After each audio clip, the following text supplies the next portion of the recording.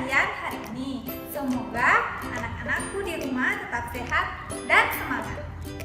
Perkenalkan, nama Ibu Rosana Hasan dari UPTD SD Negeri 71 Parepare. Hari ini kita akan belajar matematika kelas 4 tentang penggunaan FPB dan KPK dalam kehidupan sehari-hari. Sebelum Ibu jelaskan materinya, marilah kita berdoa supaya apa yang kita pelajari hari ini mudah dipahami dan juga bermanfaat. Amin. Baiklah anak-anak, Ibu akan membahas materi kita hari ini. Tapi jangan lupa anak-anakku menyiapkan alat tulisnya agar anak-anakku tidak lupa dengan materinya. Nah, langsung saja kita bahas materi hari ini.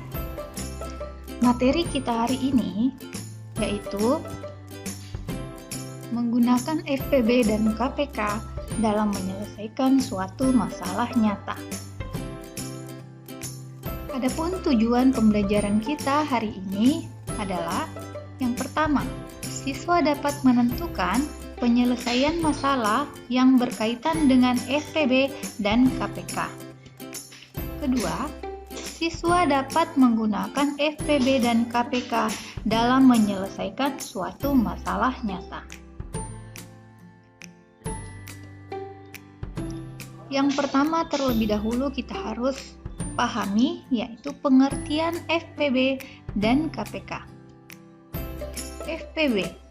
FPB atau faktor persekutuan terbesar adalah nilai yang paling besar dari faktor persekutuan dua bilangan atau lebih.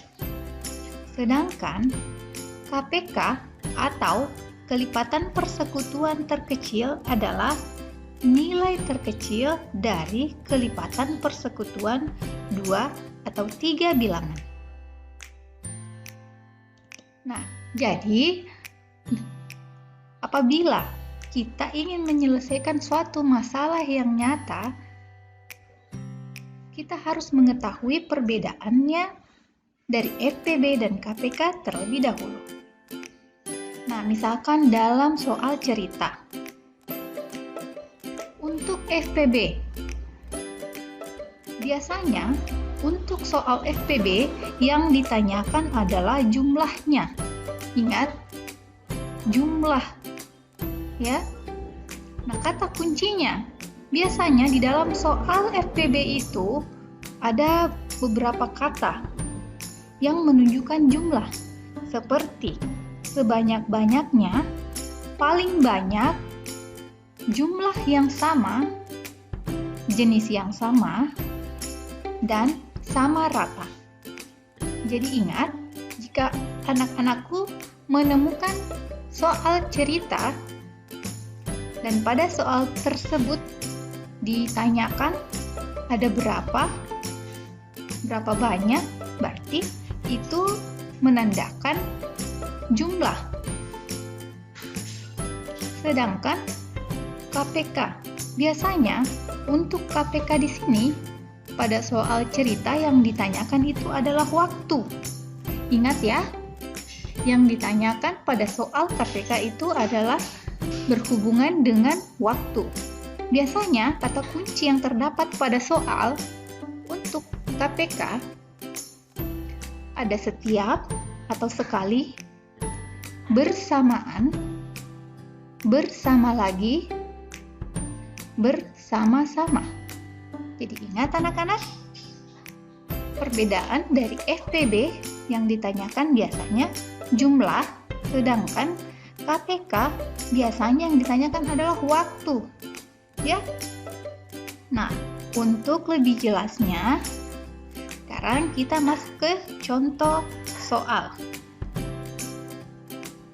Contoh soal yang pertama. Ibu membeli 14 kue lapis dan 16 kue sus. Ibu akan menaruhnya pada beberapa piring sama banyak. Berapa piring terbanyak yang diperlukan ibu?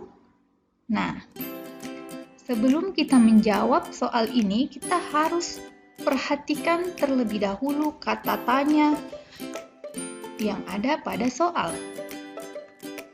yang pada pertanyaan soal nomor 1 ini, dia menanyakan berapa. Seperti yang Ibu jelaskan tadi, kata berapa itu termasuk ke dalam jumlah.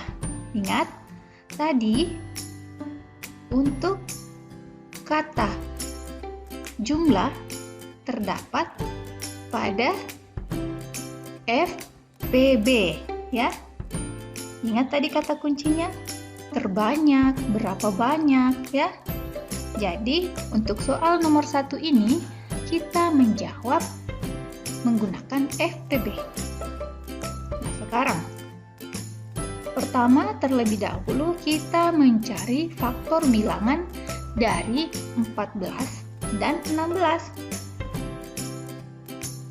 Faktor bilangan 14 adalah 1, 2, 7, dan 14. Sedangkan faktor bilangan 16 yaitu 1, 2, 4, 8, dan 16.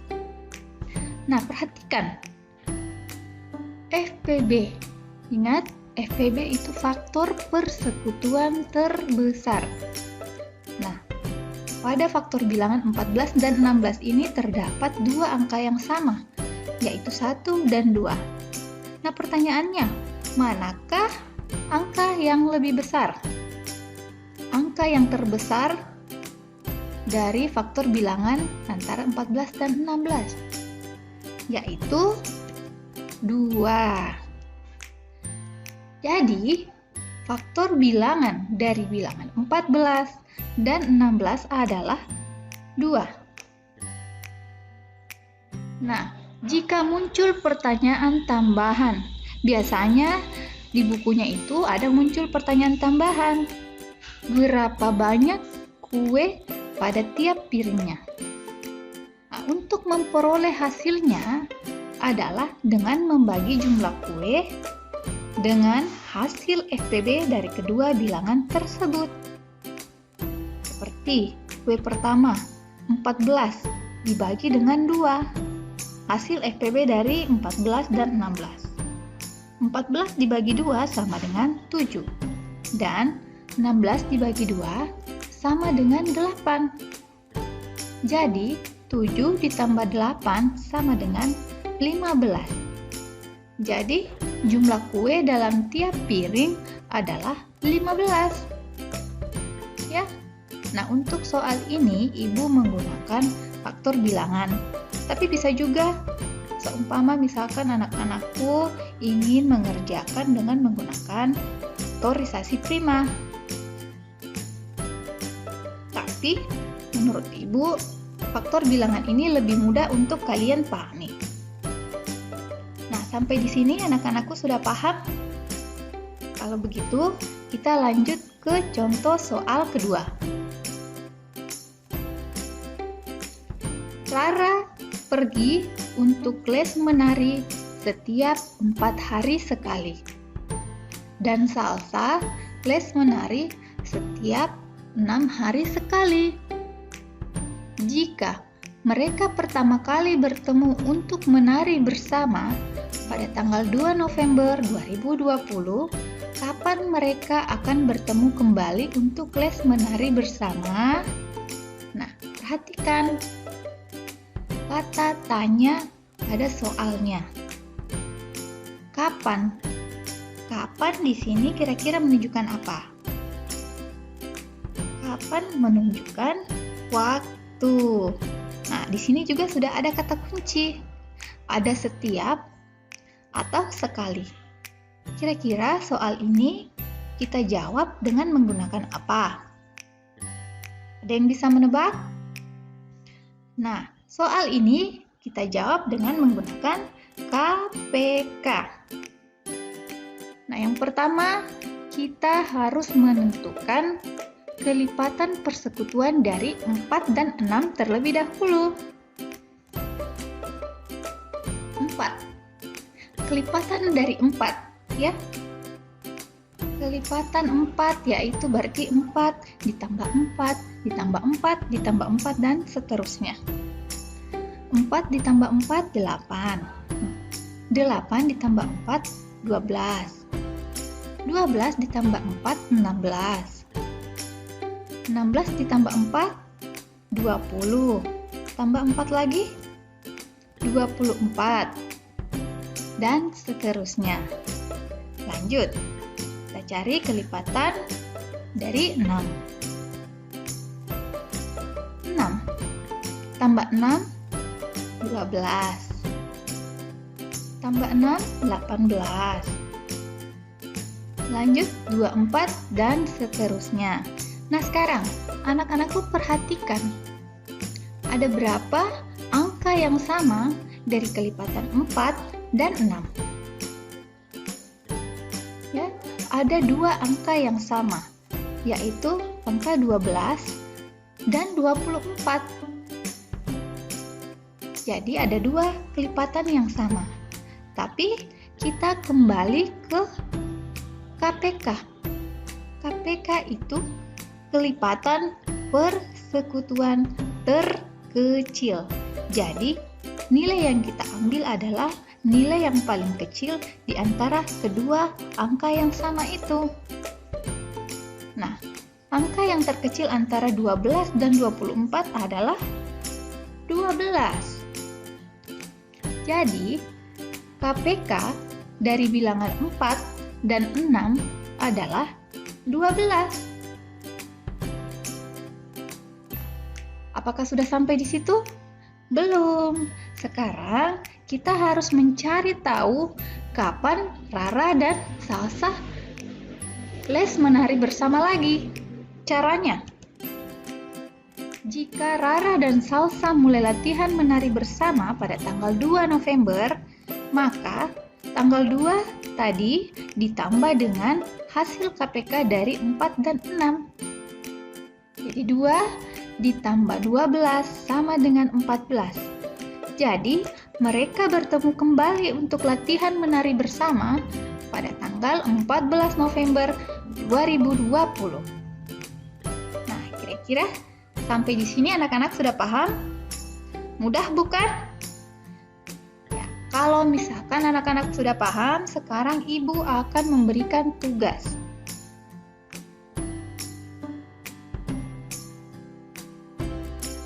Tugas yang pertama, ayah mempunyai 18 buku, 6 penghapus, dan 12 pensil. Alat-alat tulis itu akan dijadikan hadiah kepada keponakannya dalam bentuk paket. Setiap paket berisi barang dengan jumlah yang sama. Pertanyaannya, berapa banyak keponakan ayah yang akan menerima hadiah tersebut? B. Berapa banyak buku, penghapus, dan pensil dalam setiap paket tersebut? Nomor 2. Pak Ramli dan keluarga selalu mengadakan piknik keluarga setiap 14 hari sekali.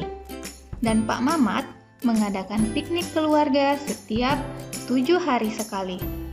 Jika mereka pertama kali mengadakan piknik bersama pada tanggal 8 November 2020, kapan mereka akan bertemu kembali?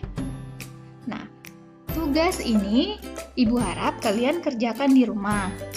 Setelah kalian kerjakan, ibu harap kalian meneruskan jawabannya kepada wali kelasnya masing-masing. Itulah tadi pembelajaran kita hari ini. Terus belajar ya anak-anak. Jangan lupa tugas yang diberikan harus dikerjakan. Tetap semangat di rumah ya. Jangan lupa memakai masker, cuci tangan, dan jaga kesehatan. Semoga materi hari ini bermanfaat untuk anak-anakku sekalian. Sekian pertemuan kita hari ini. Wassalamualaikum warahmatullahi wabarakatuh.